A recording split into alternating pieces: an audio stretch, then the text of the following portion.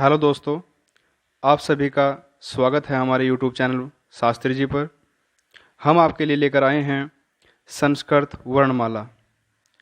ये जो सभी आप देखते हैं UP TET, C TET, super TET में बहुत ही ज़रूरी इम्पोर्टेंट टॉपिक है, तो हम बहुत आसान तरीके से आप सभी के लिए ये टॉपिक लेकर आए हैं। आइए शुरू करते हैं संस्कृत वर्णमाला। वर्ण या अक्षर जिसका विनाश ना हो, जिसका विनाश ना हो उसे वर्ण या अक्षर कहते हैं।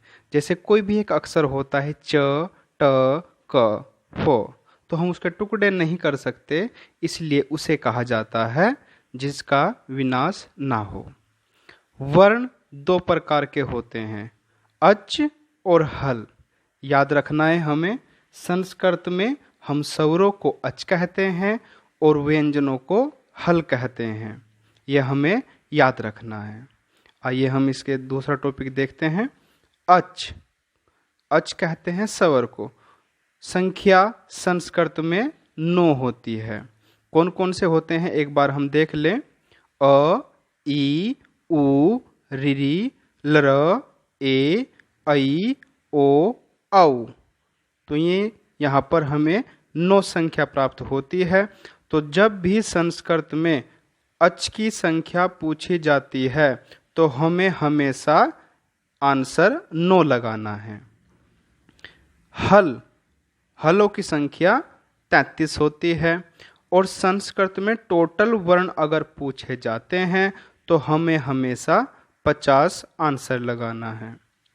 अगर संख्या पूछता है मूल या ह्रस्व स्वर की संख्या कितनी होती है तो वो 5 होती है। आपने देखा होगा हिंदी में जो ह्रस्व स्वर होते हैं वो 4 होते हैं। तो हम आपको बताते हैं यहाँ पर 5वां संस्कृत में कौन सा बढ़ा हुआ है।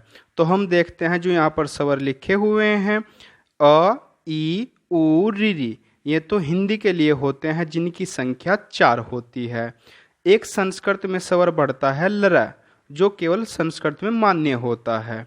तो यहाँ तक हमारे 5 स्वर होते हैं जिन्हें हम ह्रस्व स्वर या मूल स्वर कहते हैं।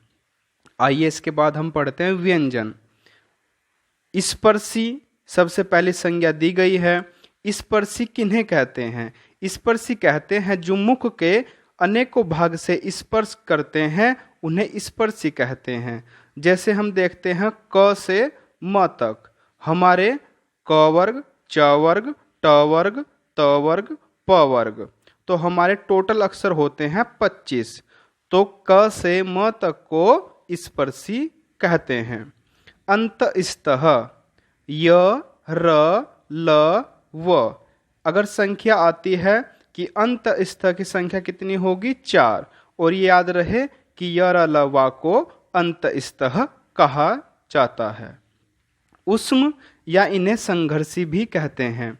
तो उष्म वर्ग जब भी पूछा जाए परीक्षा में तो तीनों स होते हैं और इनके साथ ह होता है, तो इन्हें उष्म व्यंजन कहते हैं और इनकी भी संख्या 4 होती है। इसके बाद अयोगवहा। संस्कृत में अयोगवहा किन्हें कहते हैं? अनुस्वार, विसर्ग, जिह्वामूलीय, उपधमानीय, इन सभी को मिलाकर अयोगवहा कहा जाता है। और अयोगवहा की संख्या संस्कृत में हमेशा 4 लगानी है। स्वर के 3 प्रकार होते हैं। जिस तरह हिंदी में होते हैं उसी प्रकार संस्कृत में इनकी अलग संज्ञा दी गई है। नंबर 1 उदात्त कहते हैं, नंबर 2 अनुदात्त कहते हैं, नंबर 3 समाहार कहते हैं। उदांत को उच्चैरुदांत भी कहते हैं, अनुदांत को निच्चैरुदांत कहते हैं, समाहार का दूसरा नाम स्वरित कहते हैं। उदांत किसे कहते हैं? उच्चारण स्थान के ऊपर के भाग से जो भी वर्ण बोला जाता है उसे उदात्त की श्रेणी में रखा जाता है। अनुदात्तः उच्चारण स्थान के नीचे के भाग से जो बोले जाते हैं उसे अनुदात्त कहा जाता है। और समाहार स्वरित को कहा जाता है उदांत प्लस अनुदात्तः, जहाँ दोनों का संयोग हो, जहाँ से दोनों वर्ण बोले जाते हो उन्हें समाहार या स्वरित कहा जाता है। हमने हिंदी में संयुक्त व्यंजन पढ़े थे, हम संस्कृत पर यहाँ पर संयुक्त स्वर या मिश्रित स्वर किसे कहा जाता है ये जानेंगे। संयुक्त स्वर ए, ओ, ऐ, औ को कहा जाता है। अगर पेपर में पूछते हैं संयुक्त स्वर की संख्या कितनी होती है, तो संख्या हमेशा 4 लगाएंगे। गुण संधि में ई का ए बनता है, ऊ का ओ बनता है। वृद्धि में ए का आई बनता है, ओ का औ बनता है। ये स्वर के मेल से बनते हैं, इसलिए दो स्वरों के जब मेल से एक अक्षर बनता है तो उसे संयुक्त स्वर कहा जाता है। गुण स्वर अ, ए, ओ को गुण स्वर की श्रेणी में रखा हुआ है।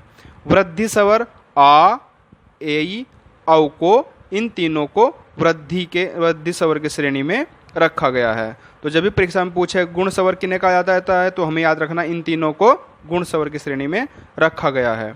वृद्धि स्वर में आ, आई, औ को रखा गया है। अब बात करते हैं अ, ई, उ, ऋ। प्रत्येक वर्ण के भेद 18 होते हैं। अगर परीक्षा में ई के भेद पूछता है संस्कृत में, तब भी 18 होंगे। ऊ का पूछता है तब भी 18 होंगे। लरा, ए, ओ, आई, औ को प्रत्येक वर्ण के भेद 12 होते हैं। अगर परीक्षा में ओ पूछता है तब भी 12 होंगे, औ के पूछता है तब भी 12 होंगे। इसके बाद लरा और रिरी, अगर दोनों को एक साथ इकट्ठा पूछता है, परीक्षा में पूछता है कि लिरी और लरा दोनों आते हैं, दोनों के कितने भेद होते हैं, तो हमेशा 30 लगाने हैं। क्योंकि हम यहाँ देखते हैं रिरी के 18 भेद होते हैं और लरा के अकेले के होते हैं 12, तो 18 और 12 30। जब भी परीक्षा में दोनों को पूछे जाएंगे तो 30 होंगे।